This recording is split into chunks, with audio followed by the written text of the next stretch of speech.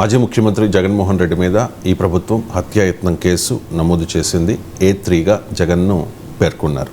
So ఇది కక్షపూరితము, ఉద్దేశపూర్వకంగా ఇబ్బంది పెడుతూ ఉన్నారు. గతంలో హైకోర్టు అండ్ సుప్రీంకోర్టు కూడా తోసిపుచ్చింది.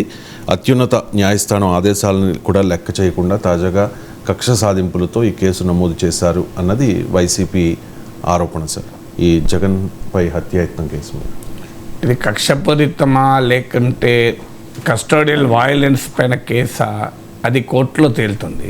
నేను ఇక్కడ కూర్చొని మీడియా ట్రయల్ నడపకూడదు.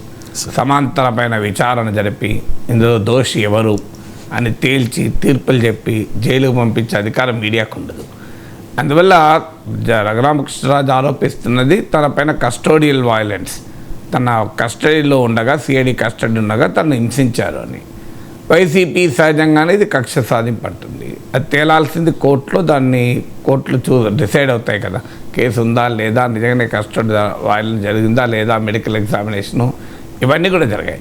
కానీ ఇందులో ఉన్న పొలిటికల్ డైమెన్షన్ ఏంటంటే డెఫినెట్గా జగన్మోహన్ రెడ్డి పైన కేసులు మొదలయ్యాయి.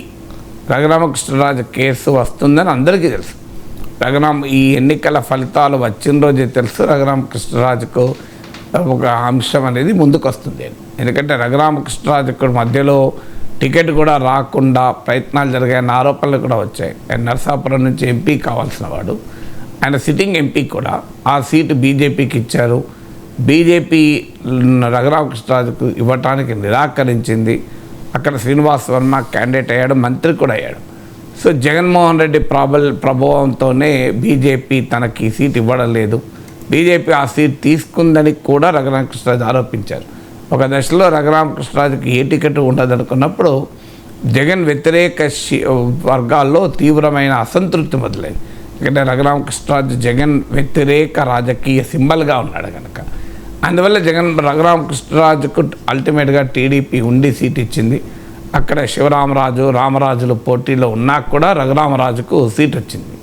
సో ఈ బ్యాక్గ్రౌండ్ ఎందుకు చెప్తున్నానంటే, ఈ బ్యాక్గ్రౌండ్ చూసినప్పుడు ఇక జగన్మోహన్ రెడ్డి పైన పెట్టే ఇతర అనేక కేసుల్లో ముందుగా కేసుగా రఘురామకృష్ణరాజు కేసు ఉంటుంది. అది ఊహించిందే. సో దాంతో మొదలైంది, బ్యాటింగ్ మొదలైంది. ఇక అది జగన్మోహన్ రెడ్డి కూడా ఊహించిందే. ఎందుకంటే జగన్మోహన్ రెడ్డి రిజల్ట్స్ తర్వాత వచ్చిన మొదటి రియాక్షనే కష్టాలు మనకు కొత్త కాదు, కష్టాలు వస్తాయని నిర్వేదాన్ని ప్రకటించారు. So is expecting these things. ఇప్పుడు రెండు రకాల కేసులు, ఒకటి కేంద్ర కేసులు, సిబిఐ కేసులు, ఈడీ కేసులు. వాటిని స్పీడప్ చేసి అందులో జగన్మోహన్ రెడ్డికి శిక్ష పడేలా చేయాలనేది తెలుగుదేశం కోరికగా ఉంటుంది. తెలుగుదేశం ఆ ఒత్తిడి చేస్తుంది. కానీ భారతీయ జనతా పార్టీ అది వింటుందా అనేది అనుమానాస్పదమే. ఇవాళ మనకు ఇద్దరు ఢిల్లీ ముఖ్యమంత్రి అరవింద్ కేజ్రీవాల్ వ్యవహారం చూస్తున్నాం.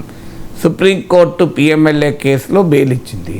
సాధారణంగా పిఎంఎల్ఏ కేసులో బెయిల్ రావడం అంత సులభం కాదు. కానీ ఆ పిఎంఎల్ఏ కేసులోనే బెయిల్ ఇచ్చింది. కానీ వెంటనే ఈ బెయిల్ కోర్టు ఇస్తుందని ముందుగానే ఊహించిన ప్రభుత్వం సిబిఐ ద్వారా మరో కేసు పెట్టేశారు. నాకే సంబంధం లేని ప్రభుత్వం అంటుంది, కానీ అందరూ తెలుసు సిబిఐ కేసులో ఇప్పుడు ఆయన మళ్ళీ జైల్లోనే ఉన్నాడు. సుప్రీంకోర్టు బెయిల్ ఇచ్చింది కానీ రిలీజ్ కాలేదు. సో అందువల్ల అరవింద్ కేజ్రీవాల్ ఒకవైపు, జగన్మోహన్ రెడ్డి మరోవైపు చూస్తే ఈ 10 ఏళ్లలో ఎలా జగన్మోహన్ రెడ్డి ఇంత కంఫర్ట్ జోన్లో ఉండగలిగాడు. సో అందువల్ల కేంద్రం కేసుల విషయంలో జగన్మోహన్ రెడ్డి కంఫర్ట్ జోన్లోనే ఉండడా ఇక చూడాలి మనం. తెలుగుదేశం పార్టీ 2014-18 మధ్య కాలంలో కూడా బహుశా జగన్మోహన్ రెడ్డి పైన కేసుల సంగతి తేల్చని ఒత్తిడి కూడా తేవచ్చు. ఎందుకంటే లీగల్గా కూడా సుప్రీంకోర్టు చీఫ్ జస్టిస్గా ఉన్న జస్టిస్ ఎన్వి రమణ చెప్పాడు కూడా ఈ కేసును 1 yearలో తేల్చండి అని కూడా. ఇటీవల కూడా ఆంధ్రప్రదేశ్ హైకోర్టు కూడా జగన్మోహన్ రెడ్డి కేసులని నానుస్తున్నారు ఇంతగాని తీవ్రమైన అభ్యంతరం కూడా వ్యక్తం చేసింది. అందువల్ల సిబిఐ ఈడీ కేసుల్లో ఏం జరుగుతుంది అనేది అది మోడీ ప్రభుత్వ చేతిలో ఉంటుంది. దాన్ని గమనించిన జగన్మోహన్ రెడ్డి తన ప్రధాన ప్రత్యర్థి తెలుగుదేశం విజయానికి కారణమైన బీజేపీకి కూడా కేంద్రంలో మద్దతు ప్రకటించాడు. ఆయనకున్న 4 ఎంపీలు తన 11 మంది రాజ్యసభ సభ్యులతో కలిసి మద్దతు ప్రకటించారు. అందువల్ల ఇక మిగిలింది ఏంటి తెలుగుదేశం పార్టీకి? జగన్మోహన్ రెడ్డి కేంద్ర కేసులు, కేంద్ర సంస్థలు చంద్రబాబు నాయుడు చెప్పితే మోడీ వింటాడా? ముందు అమరావతి పైన వినాలి, ముందు స్టీల్ ప్లాంట్ పైన వినాలి, చాలా వాటి మీద పోలవరం పైన వినాలి. అవన్నీ వినకుండా ఇవన్నీ పక్క పెట్టి జగన్మోహన్ రెడ్డి పైన వింటాడా? సో అందువల్ల ఆ అనుమానం టీడీపీకి కూడా ఉంది. ఎందుకంటే బీజేపీ జగన్మోహన్ రెడ్డిని దూరం ఏం చేసుకోదు అని. ఎందుకంటే ఇవాళ 4 సీట్లు రావచ్చు, కానీ ఆంధ్రప్రదేశ్ రాజకీయాల్లో ప్రధాన ప్రత్యర్థిగా 40% ఓటింగ్తో ఉన్న పార్టీని అంత త్వరగా బీజేపీ డిజోన్ చేసుకోదు, పరోక్షంగానైనా. సో అందువల్ల ఆటోమేటిక్గా రాష్ట్ర ప్రభుత్వ సంస్థలు, రాష్ట్ర ప్రభుత్వ పరిధిలో ఉండేటువంటి ఏజెన్సీస్ జగన్మోహన్ రెడ్డి వెనకాల పడడం ఖాయం, అందులో అనుమానమే లేదు. అది రఘురామకృష్ణరాజు కేసుతో మొదలైంది. ఇంకా అనేక రకాల అవినీతి కేసులు, ఇతర కేసులన్నీ కూడా తిరగతోడతారు. ఎందుకంటే గతంలో ఛార్జ్షీట్ వేశారు, red book, Lokesh red book ఉంది. సో అందువల్ల ఒక రకంగా రెడ్ బుక్ ప్రారంభమైంది అని చెప్పుకోవచ్చు మనం. So this the only beginning. ఇంకా నెక్స్ట్ 5 years మీరు చూస్తుండండి ఇలాంటి కేసులు ఉంటాయి. కానీ అల్టిమేట్గా ఏం జరుగుతుంది, భారతదేశంలో రాజకీయ నాయకులకు ఏం జరుగుతుంది అనేది process is the punishment. Chandrababu నాయుడుకి ఏం జరిగింది? స్కిల్ డెవలప్మెంట్ కేసులో జగన్మోహన్ రెడ్డి కసి తీర్చుకున్నాడు, రాజమండ్రి సెంట్రల్ జైల్లో ఉంచాడు, కూలర్లు కూడా ఇవ్వలేదు, ఎంత ఇబ్బంది పెట్టాలో అంత పెట్టి ఆయన ఆనందం పొందాడు.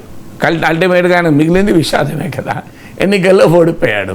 సో జగన్మోహన్ రెడ్డిని కాంగ్రెస్ పార్టీ జైల్లో పెట్టింది 16 నెలలు. ఆయన చాపేసుకొని కింద పన్నాడు, ఆ ఫ్యాన్ కింద పన్నాడు, ఇదంతా జరిగింది.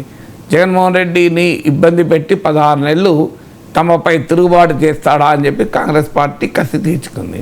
కానీ అల్టిమేట్గా జగన్మోహన్ రెడ్డికి ఏం లాభం? జగన్మోహన్ రెడ్డి ముఖ్యమంత్రి అయ్యాడు, కాంగ్రెస్ పార్టీ విషాదంలో మునిగింది. సో దేశ చరిత్ర అంతా చూసిన మనకు రాజకీయ నాయకుల్లో నిజంగా జైలుకు పోయి లాలూ ప్రసాద్ యాదవ్, మదన్ కూడా ఇలాంటి కొద్దిమంది మాత్రమే మనకు కనబడతారు.